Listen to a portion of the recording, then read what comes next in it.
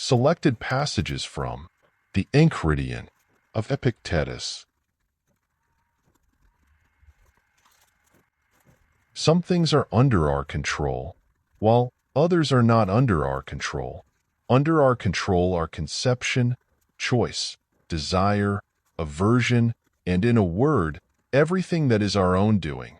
Not under our control are our body, our property, reputation, office, and in a word, everything that is not our own doing. Furthermore, the things under our control are by nature free, unhindered, and unimpeded, while the things not under our control are weak, servile, subject to hindrance, and not our own.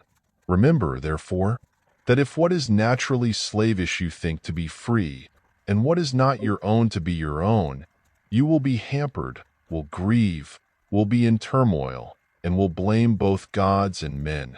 While, if you think only what is your own to be your own, and what is not your own to be, as it really is, not your own, then no one will ever be able to exert compulsion upon you. No one will hinder you. You will blame no one, will find fault with no one, will do absolutely nothing against your will. You will have no personal enemy. No one will harm you, for neither is there any harm that can touch you. With such high aims, therefore, remember that you must bestir yourself with no slight effort to lay hold of them, but you will have to give up some things entirely and defer others for the time being. But if you wish for these things also, and at the same time for both office and wealth, it may be that you will not get even these latter, because you aim also at the former, and certainly you will fail to get the former, which alone bring freedom and happiness. Make it, therefore, your study at the very outset to say to every harsh external impression, "You are an external impression and not at all what you appear to be." After that, examine it and test it by these rules which you have, the first and most important of which is this: whether the impression has to do with the things which are under our control, or with those which are not under our control. And if it has to do with some one of the things not under our control, have ready to hand the answer, "It is nothing to me." Remember that the promise of desire is the attainment of what you desire, that of aversion is not to fall into what is avoided, and that he who fails in his desire is unfortunate, while he who falls into what he would avoid experiences misfortune. If, then, you avoid only what is unnatural among those things which are under your control, you will fall into none of the things which you avoid. But if you try to avoid disease, or death, or poverty, you will experience misfortune. Withdraw, therefore, your aversion from all the matters that are not under our control, and transfer it to what is unnatural among those which are under our control. But, for the time being, remove utterly your desire. For if you desire some one of the things that are not under our control, you are bound to be unfortunate, and, at the same time, not one of the things that are under our control, which it would be excellent for you to desire, is within your grasp. But employ only choice and refusal, and these two but lightly, and with reservations, and without straining. It is not the things themselves that disturb men, but their judgments about these things. For example, death is nothing dreadful, or else Socrates too would have thought so, but the judgment that death is dreadful, this is the dreadful thing. When therefore we are hindered, or disturbed, or grieved, let us never blame anyone but ourselves, that means our own judgments. It is the part of an uneducated person to blame others where he himself fares ill. To blame himself is the part of one whose education has begun. To blame neither another, nor his own self, is the part of one whose education is already complete. Be not elated at any excellence which is not your own. If the horse in his elation were to say, "I am beautiful," it could be endured. But when you say in your elation, "I have a beautiful horse," rest assured that you are elated at something good which belongs to a horse. What, then, is your own? The use of external impressions. Therefore, when you are in harmony with nature in the use of external impressions, then be elated. For then it will be some good of your own at which you will be elated. In the case of everything that befalls you, remember to turn to yourself and see what faculty you have to deal with it. If you see a handsome lad or woman, you will find continence the faculty to employ here. If hard labor is laid upon you, you will find endurance. If reviling, you will find patience to bear evil. And if you habituate yourself in this fashion, your external impressions will not run away with you. Never say about anything, "I have lost it," but only, "I have given it back." Is your child dead? It has been given back. Is your wife dead? She has been given back. I have had my farm taken away. Very well, this too has been given back. Yet it was a rascal who took it away. But what concern is it of yours by whose instrumentality the giver called for its return? So long as he gives it you, take care of it as of a thing that is not your own, as travelers treat therein. If you wish to make progress, then be content to appear senseless and foolish in externals. Do not make it your wish to give the appearance of knowing anything. And if some people think you to be an important personage, distrust yourself, for be assured that it is no easy matter to keep your moral purpose in a state of conformity with nature, and, at the same time, to keep externals.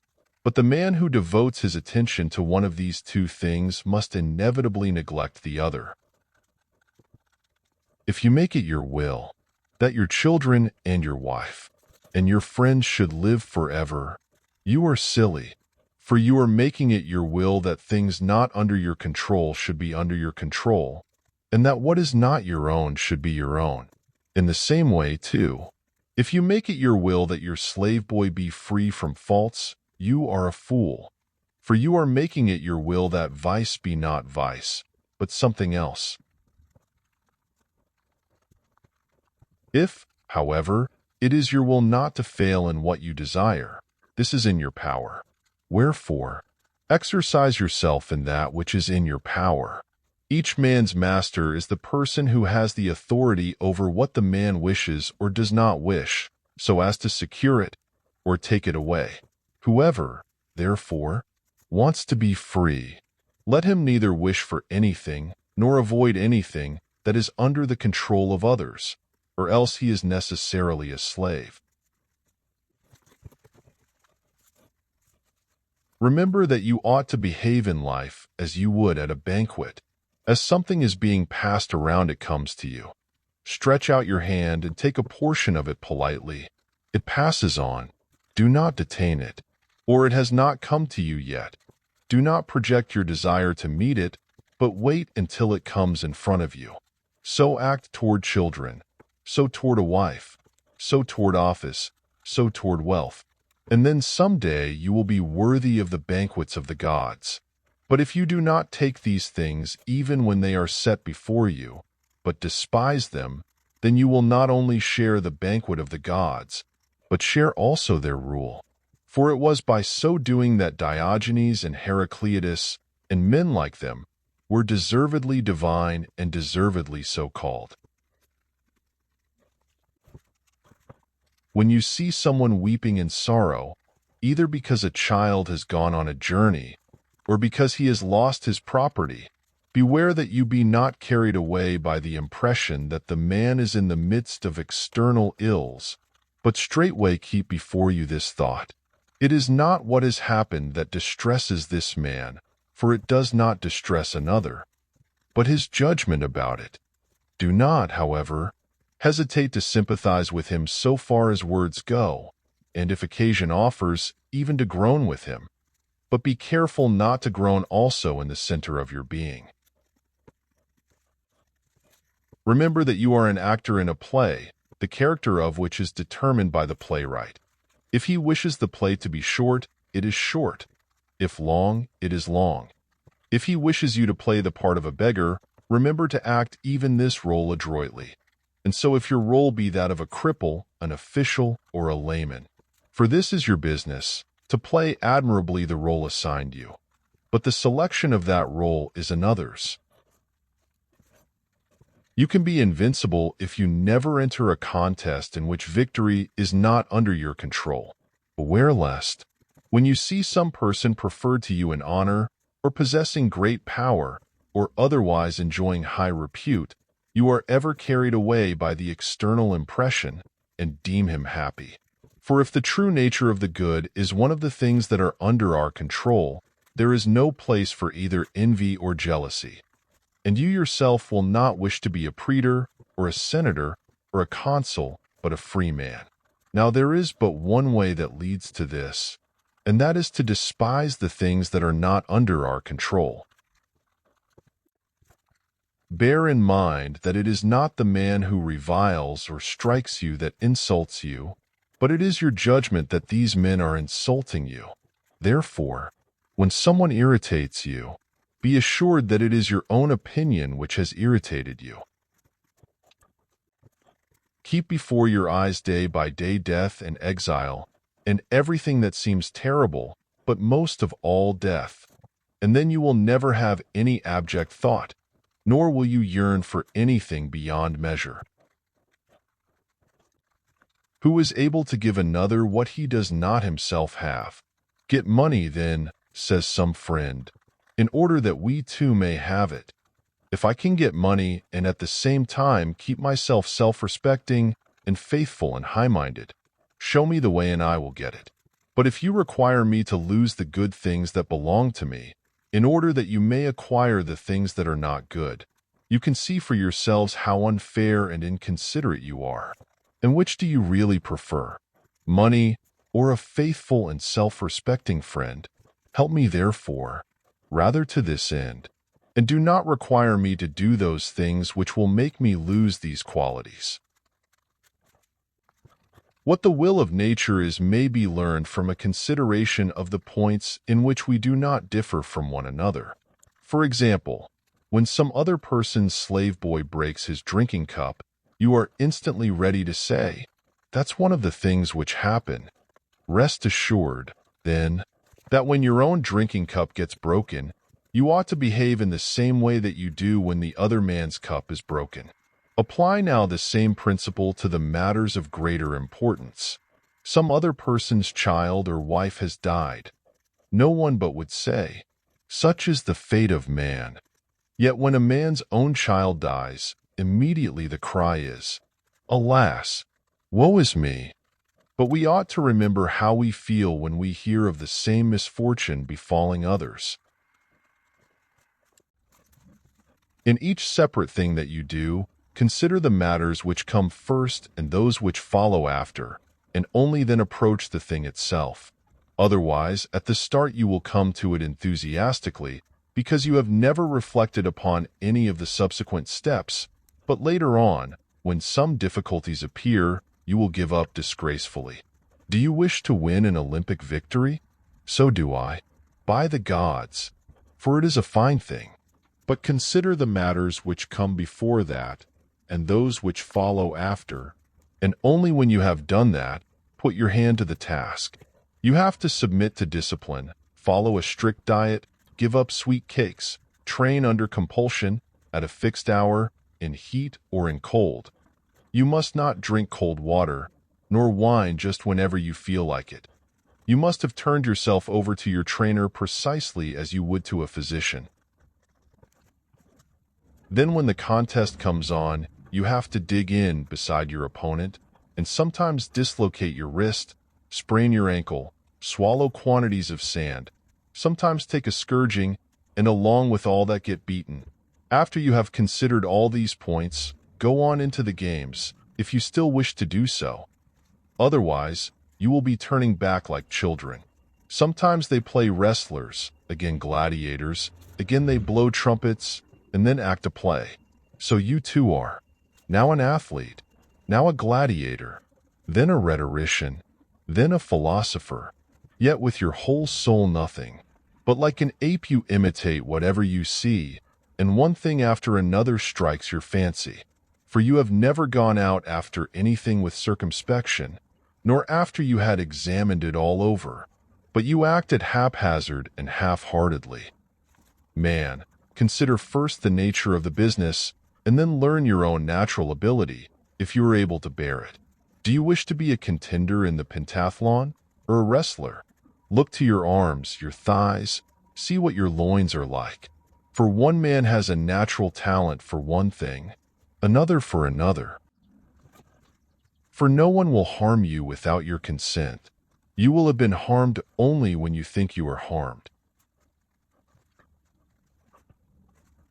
Lay down for yourself, at the outset, a certain stamp and type of character for yourself, which you are to maintain whether you are by yourself or are meeting with people, and be silent for the most part, or else make only the most necessary remarks, and express these in few words, but rarely, and when occasion requires you to talk, indeed, but about no ordinary topics. Do not talk about gladiators, or horse races, or athletes, or things to eat or drink, topics that arise on all occasions. But above all, do not talk about people, either blaming, or praising, or comparing them. If, then, you can, by your own conversation bring over that of your companions to what is seemly. But if you happen to be left alone in the presence of aliens, keep silence. Do not laugh much, nor at many things, nor boisterously. Avoid entertainments given by outsiders and by persons ignorant of philosophy. But if an appropriate occasion arises for you to attend, be on the alert to avoid lapsing into the behavior of such laymen. For you may rest assured that, if a man's companion be dirty, the person who keeps close company with him must of necessity get a share of his dirt, even though he himself happens to be clean. In things that pertain to the body take only as much as your bare need requires. I mean such things as food, drink, clothing, shelter, and household slaves. But cut down everything which is for outward show or luxury. In your sex life preserve purity, as far as you can, before marriage. And, if you indulge, take only those privileges which are lawful. However, do not make yourself offensive or censorious to those who do indulge, and do not make frequent mention of the fact that you do not yourself indulge. If someone brings you word that so-and-so is speaking ill of you, do not defend yourself against what has been said, but answer, "Yes, indeed, for he did not know the rest of the faults that attach to me. If he had, these would not have been the only ones he mentioned." It is not necessary, for the most part, to go to the public shows. If, however, a suitable occasion ever arises, show that your principal concern is for none other than yourself, which means wish only for that to happen which does happen, and for him only to win who does win. For so you will suffer no hindrance. But refrain utterly from shouting, or laughter at anyone, or great excitement. And after you have left, do not talk a great deal about what took place, except in so far as it contributes to your own improvement, for such behavior indicates that the spectacle has aroused your admiration. Do not go rashly or readily to people's public readings, but when you do go, maintain your own dignity and gravity, and at the same time be careful not to make yourself disagreeable. When you go to see one of those men who have great power, propose to yourself the thought that you will not find him at home, that you will be shut out, that the door will be slammed in your face, that he will pay no attention to you. And if, despite all this, it is your duty to go, go and take what comes, and never say to yourself, "It was not worth all the trouble." For this is characteristic of the layman, that is, a man who is vexed at externals. In your conversation avoid making mention at great length and excessively of your own deeds or dangers, because it is not as pleasant for others to hear about your adventures as it is for you to call to mind your own dangers. Avoid also raising a laugh, for this is a kind of behavior that slips easily into vulgarity, and at the same time is calculated to lessen the respect which your neighbors have of you. It is dangerous also to lapse into foul language. When therefore anything of the sort occurs, if the occasion be suitable, go even so far as to reprove the person who has made such a lapse. If, however, the occasion does not arise, at all events show by keeping silence and blushing and frowning that you are displeased by what has been said. When you get an external impression of some pleasure, guard yourself, as with impressions in general, against being carried away by it. Nay, let the matter wait upon your leisure, and give yourself a little delay. Next, think of the two periods of time. First, that in which you will enjoy your pleasure, and second, that in which, after the enjoyment is over, you will later repent and revile your own self. And set over against these two periods of time how much joy and self-satisfaction you will get if you refrain. However, if you feel that a suitable occasion has arisen to do the deed, be careful not to allow its enticement and sweetness and attractiveness to overcome you. But set over against all this the thought, how much better is the consciousness of having won a victory over it. When you do a thing which you have made up your mind ought to be done, never try not to be seen doing it, even though most people are likely to think unfavorably about it. If, however, what you are doing is not right, avoid the deed itself altogether. But if it is right, why fear those who are going to rebuke you wrongly? If you undertake a role which is beyond your powers, you both disgrace yourself in that one, and at the same time neglect the role which you might have filled with success. When someone treats you ill or speaks ill of you, remember that he acts or speaks thus because he thinks it is incumbent upon him. That being the case, it is impossible for him to follow what appears good to you, but what appears good to himself. Whence it follows that, if he gets a wrong view of things, the man that suffers is the man that has been deceived. For if a person thinks a true composite judgment to be false, the composite judgment does not suffer, but the person who has been deceived. If, therefore, you start from this point of view, you will be gentle with the man who reviles you. For you should say on each occasion, "He thought that way about it." Everything has two handles, by one of which it ought to be carried and by the other not. If your brother wrongs you, do not lay hold of the matter by the handle of the wrong that he is doing, because this is the handle by which the matter ought not to be carried, but rather by the other handle, that he is your brother, that you were brought up together, and then you will be laying hold of the matter by the handle by which it ought to be carried. The following statements constitute a non sequitur. I am richer than you are, therefore I am superior to you. Or, I am more eloquent than you are, therefore I am superior to you. But the following conclusions are better. I am richer than you are, therefore my property is superior to yours. Or, I am more eloquent than you are, therefore my elocution is superior to yours. But you are neither property nor elocution.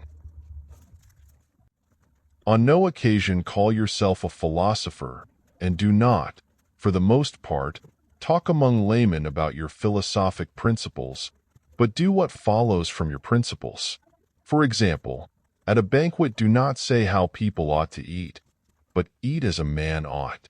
For remember how Socrates had so completely eliminated the thought of ostentation that people came to him when they wanted him to introduce them to philosophers, and he used to bring them along. So well did he submit to being overlooked. And if talk about some philosophic principle arises among laymen, keep silence for the most part, for there is great danger that you will spew up immediately what you have not digested. So when a man tells you that you know nothing, and you, like Socrates, are not hurt, then rest assured that you are making a beginning with the business you have undertaken. For sheep, too, do not bring their fodder to the shepherds and show how much they have eaten, but they digest their food within them, and on the outside produce wool and milk. And so do you, therefore, Make no display to the layman of your philosophical principles, but let them see the results which come from these principles when digested. When you have become adjusted to simple living in regard to your bodily wants, do not preen yourself about the accomplishment. And so likewise, if you are a water drinker, do not on every occasion say that you are a water drinker. And if ever you want to train to develop physical endurance, do it by yourself and not for outsiders to behold. This is the position and character of a layman. He never looks for either help or harm from himself, but only from externals. This is the position and character of the philosopher. He looks for all his help or harm from himself. Signs of one who is making progress are: he censures no one, praises no one, blames no one, finds fault with no one, says nothing about himself as though he were somebody or knew something. When he is hampered or prevented, he blames himself, and if anyone compliments him, he smiles to himself at the person complimenting, while if anyone censures him, he makes no defense. He goes about like an invalid, being careful not to disturb, before it has grown firm, any part which is getting well. He has put away from himself his every desire, and has transferred his aversion to those things only of what is under our control, which are contrary to nature. He exercises no pronounced choice in regard to anything. If he gives the appearance of being foolish or ignorant, he does not care. In a word, he keeps guard against himself as though he were his own enemy lying in wait. How long will you still wait to think yourself worthy of the best things, and in nothing to transgress against the distinctions set up by the reason? You have received the philosophical principles which you ought to accept, and you have accepted them. What sort of a teacher, then, do you still wait for, that you should put off reforming yourself until he arrives? You are no longer a lad, but already a full-grown man. If you are now neglectful and easygoing, and always making one delay after another, and fixing first one day and then another, after which you will pay attention to yourself, then without realizing it you will make no progress, but, living and dying, will continue to be a layman throughout. Make up your mind, therefore, before it is too late, that the fitting thing for you to do is to live as a mature man who is making progress, and let everything which seems to you to be best be for you a law that must not be transgressed. And if you meet anything that is laborious or sweet, or held in high repute, or in no repute, remember that now is the contest, and here before you are the Olympic Games, and that it is impossible to delay any longer, and that it depends on a single day and a single action whether progress is lost or saved. This is the way Socrates became what he was, by paying attention to nothing but his reason in everything that he encountered. And even if you are not yet a Socrates, still you ought to live as one who wishes to be a Socrates. The first and most necessary division in philosophy is that which has to do with the application of the principles, as, for example, do not lie. The second deals with the demonstrations, as, for example, how comes it that we ought not to lie? The third confirms and discriminates between these processes, as, for example, how does it come that this is a proof?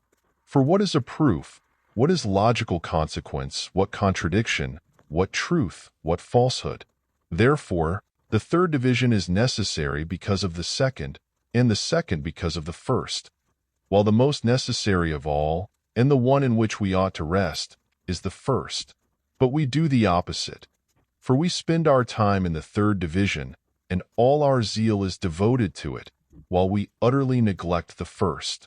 Wherefore we lie indeed, but are ready with the arguments which prove that one ought not to lie.